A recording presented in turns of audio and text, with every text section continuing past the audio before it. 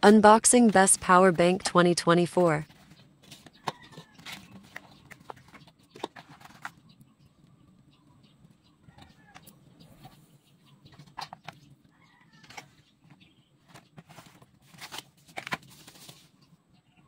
About sa ano niya, sa length, nasa 5 inches.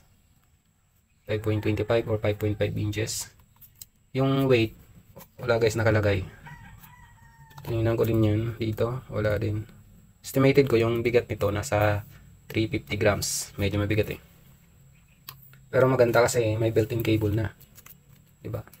Kung naghahanap kayo guys ng power bank, pwede nyo itong consider kasi Aura Share, subok ko na. Maganda yung Aura Share. Okay din yung quality niya.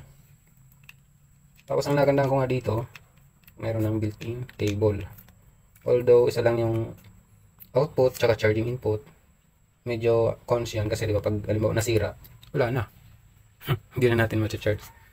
Mas maganda sana kung at least mayroong isa pa pang micro USB. Diba? Pero okay na din to sa price niya. Nasa ano to, 700 plus. Sa Lazada. Digital pa, diba?